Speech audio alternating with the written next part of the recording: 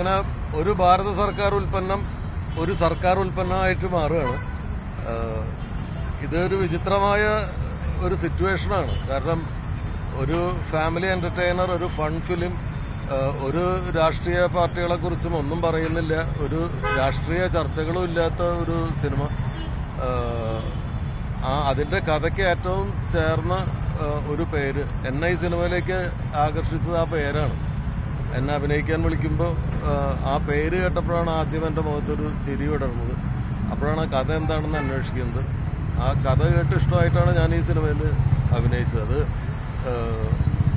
റിലീസാവുന്നതിൻ്റെ ഒരാഴ്ച മുമ്പ് അതിൻ്റെ പേര് മാറ്റണം എന്ന് പറയുന്നത് ഒരു യുക്തിക്ക് നിരക്കാത്തതാണ്. ആ സിനിമയ്ക്ക് യു സർട്ടിഫിക്കറ്റാണ്.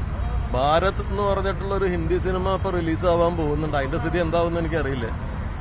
ചക് ദേ ഇന്ത്യ, അങ്ങനെ ഭാരതവും ഇന്ത്യയും ഒക്കെ പേരുകളിൽ വന്നിട്ടുള്ള ഒരുപാട് സിനിമകൾ ഹിന്ദിയിലും മറ്റു ഭാഷകളിലൊക്കെ ഉണ്ടായിട്ടുണ്ട്.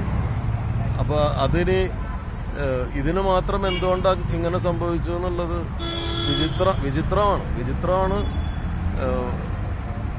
എന്താണ് അതിന് പറയേണ്ടതെന്ന് അറിയില്ല. ഇത് ഫേസ് ചെയ്യുന്നത് ഇതിന്റെ നിർമ്മാതാവും ഇതിന്റെ ആദ്യ ചിത്രം സംവിധാനം ചെയ്യുന്ന സംവിധായകനും ആദ്യമായിട്ടൊരു പ്രധാന വേഷത്തിൽ അഭിനയിക്കുന്ന സുധീഷ് സുധിയെ പോലൊരു നടനും എല്ലാവരും ഇത് ഫേസ് ചെയ്യേണ്ടി വരിക എന്ന് പറയുന്നത് സങ്കടമാണ്. വളരെ ബാലിശമായ ഒരു വാശിയാണ് സെൻസർ ബോർഡ് ഈ കാര്യത്തിൽ സ്വീകരിച്ച നിലപാട്. വേറൊന്നും പറയാനില്ല.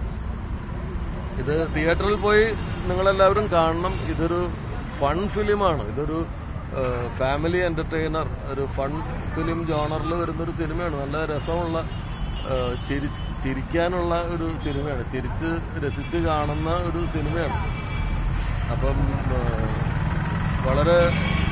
ഇത് സിനിമ കണ്ട സെൻസർ ബോർഡിന്റെ അംഗങ്ങളാണ് ഈ തീരുമാനം എടുത്തതെന്നുള്ളത് പറയുമ്പോഴാണ് നമ്മൾ ഈ ഫേസ് ചെയ്യാൻ പോകുന്ന കാര്യങ്ങൾ എത്ര വിചിത്രങ്ങളായിരിക്കും എന്ന് നമുക്ക് മനസ്സിലാവുക.